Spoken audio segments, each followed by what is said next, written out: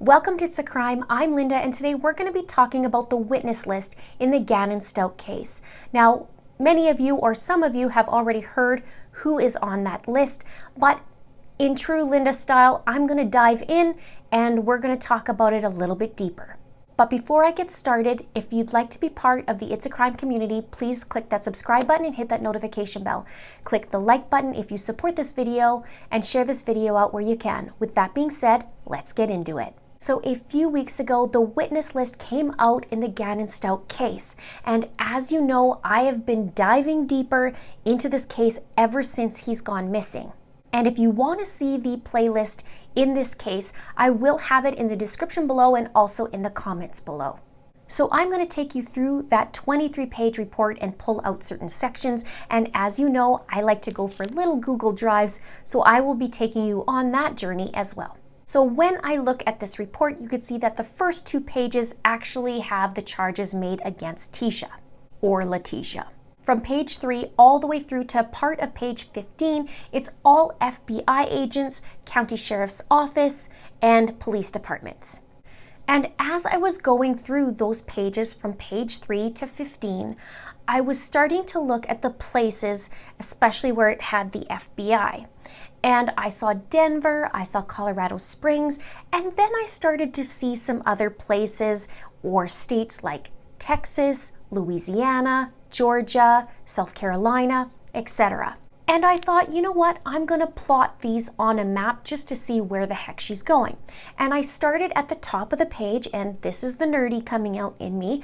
I started plotting them as I saw it, and I did it as directional in Google Maps. And what I found was that it was actually in chronological order, so to speak. It was in the order that I would actually drive. So I kept plugging it away, and as you can see in here, I added the plots one by one.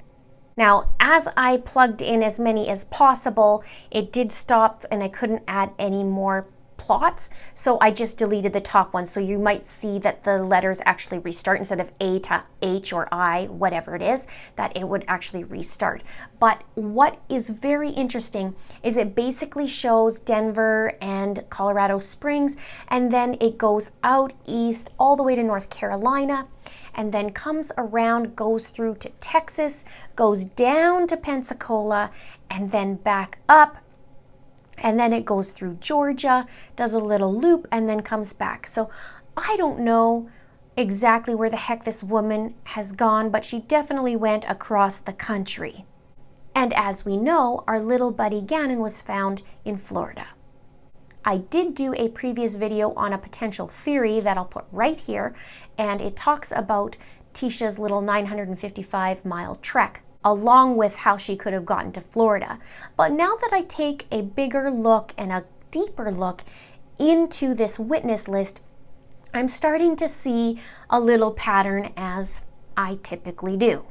Now, a few places of interest also on here when they mention FBI's, they also talk about Quantico, showing a couple different places that I believe they are part of the investigation, but not directly a part of that. They're just part of the resources. I could be wrong, but I am working on this, so I will let you know if I find some new information. But it is intriguing how these all are points and it's chronological in how it would happen.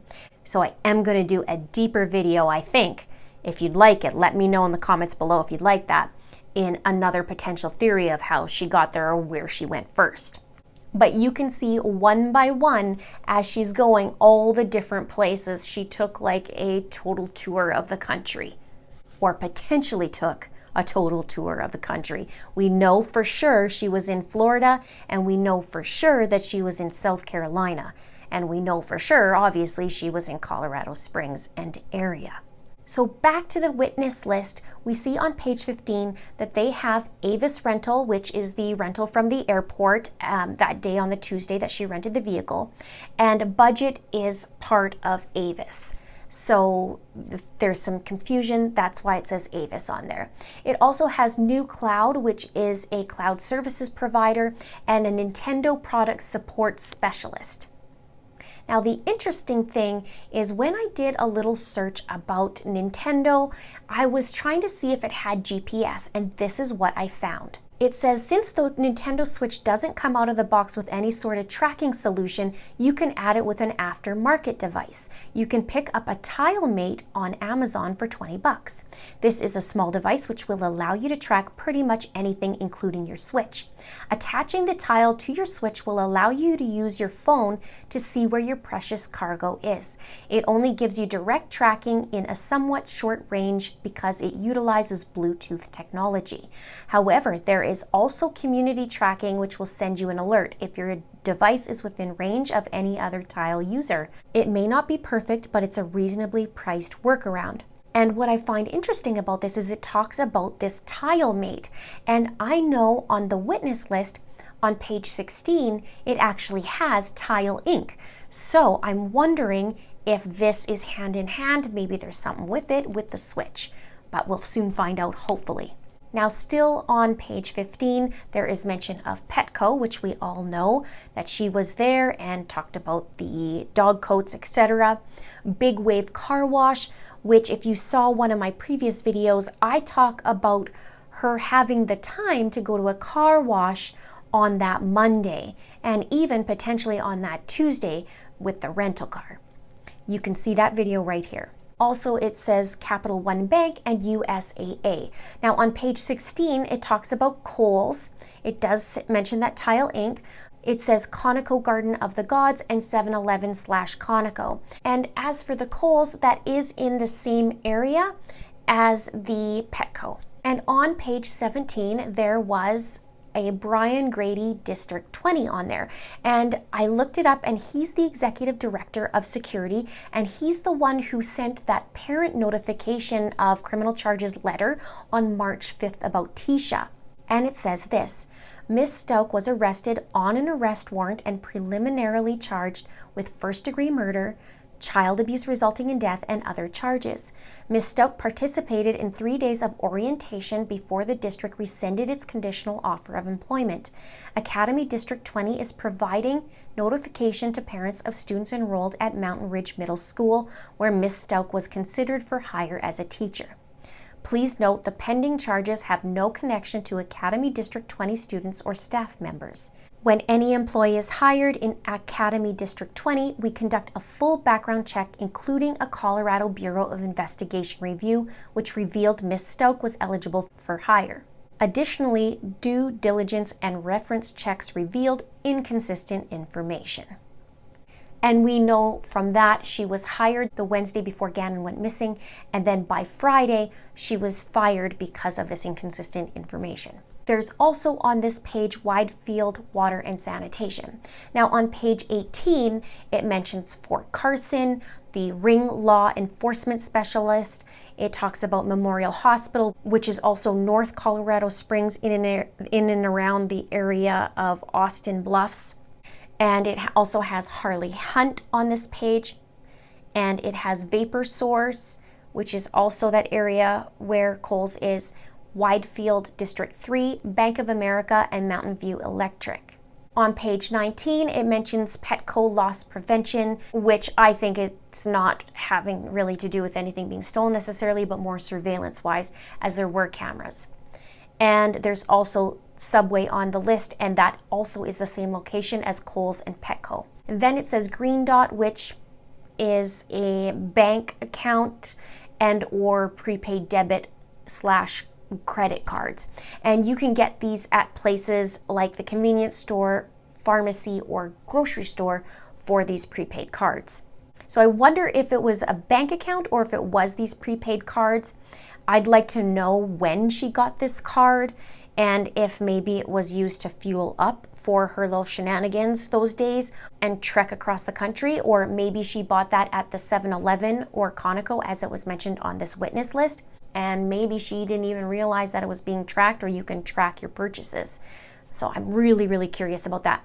Now, it also talks about Enterprise Rent-A-Car, and we know this would have been after the Tuesday on that 955-mile trip because she rented from Budget on that Tuesday. Then it goes on to say Mike Maroon Volkswagen. Again, it's on the north side of Colorado Springs. And you may remember her Crime Online interview where she talked about her vehicle. She talked about she didn't want to put many miles on the vehicle, otherwise she's going to have to pay on her lease. And she also talked about CarNet being in her vehicle, and she said this: "From my interview, I told them where I went. I'm sure they verified it with my watch. On top of that, my own Volkswagen car has CarNet in it. I think what they did, what looked at anywhere," she doesn't know how to talk. "I think what they did, what looked at anywhere, I might have went from the day before and after I went to the airport." And this literally was the paragraph taken from Crime Online. Now, it also has PayPal on this page, JP Morgan Chase, Phillips 66, Conoco, and Come and Go. And that's the place that was reported that there was a Gannon sighting that Monday night, but there wasn't. And Tecia made a big deal about it, but it wasn't him, and we know it couldn't have been him. Then on page 20, it talks about American Express, Wells Fargo. Then it says Green Mountain School with Principal Pole on it. But when I Googled that, it comes out Grand Mountain School, which was where Gannon attended school. And I'm wondering if that is actually an error and should say Grand Mountain School because the principal lines up to that. Then it says Synchrony Bank, Enterprise Risk Manager, and Butler County's Coroner Office, which is in Ohio. And some people are saying, why Ohio? And maybe that could be because Tecia's ex-husband, Chance Hunt, died and he lived in Ohio. He was in Cincinnati, I believe. So maybe that's something that they were just going to check up on, or maybe it's unrelated. On page 21, it talks about Easy Lock. It also has Al and Al's daughter on there, Norwood Development.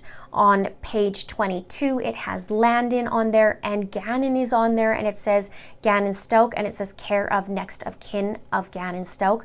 So I'm wondering if maybe there is some more video, or most likely more video that Tecia has of Gannon. And this is me just guessing because I really don't know why he would be on there if he's already deceased and him being a witness. Maybe it has to do with video. If you do know the answer, please help me out and put it in the comment below. Then there's also something that says Safe Passage, and when I went to their website, it says helping abused children begin to heal. And it says right on there, Safe Passage is at the center of an interagency collaborative effort that minimizes the trauma to victims of child abuse by centralizing services in one child-friendly location. We act as team leader, coordinating the responses of our team partners in the medical, investigative, social service, legal, and mental health arenas. This holistic approach keeps investigations child-focused and ensures that children and caregivers receive the broadest range of support in the least intrusive manner possible. Annually, Safe Passage serves more than 1,000 children and non-offending caregivers in the midst of abuse investigations. Safe Passage serves El Paso and Teller counties, as well as referrals from additional counties throughout Colorado. It talks about forensic interviews, and it says the forensic interview is a child-friendly, non-leading, developmentally appropriate way to gather information from children and teenagers in a warm and welcoming environment. The forensic interview assists the Department of Human Services and law enforcement agencies in their investigations, while keeping the best interest of the child at the forefront. Interviews are digitally recorded for use by involved partner agencies to minimize children's trauma by avoiding the need for multiple interview of victims. The forensic interviewers are highly trained professionals with advanced understanding of child development, memory, suggestibility, linguistics, and trauma. So I'm going to guess that is for Gannon's little sister.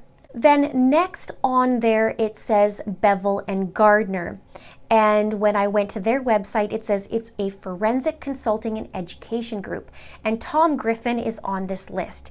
And it says Tom Griffin served 27 years with the Colorado Bureau of Investigation as a criminal investigator and laboratory agent. While there, he provided analysis and testified as an expert witness in Colorado district courts and/or federal courts in bloodstain pattern analysis, crime scene reconstruction, shooting incident reconstruction, and crime scene investigation, and in the forensic analysis of fire debris, controlled substances, and primer residue. Prior to working at CBI, he was a criminalist and crime scene investigator at the Greeley, Colorado Police Department for 4 years. As a partner in BGA, he continues casework and testimony in BPA, CSR, and SIR, and instructs BPA and CSR classes around the United States. And I will put that link also below. Now, the rest in there are also other people, other witnesses with their names. I did not want to talk about that in this video, so I just wanted to give you just a little bit of a deep dive, not too deep, but a few things that came up and struck my interest, especially that route where it seemed to be in chronological order, so I really want to dig more into that. What are your thoughts? Let me know in the comments below. Don't forget to subscribe if you haven't done so already. Click the like button and click the share button. Thank you so much for watching. See you soon.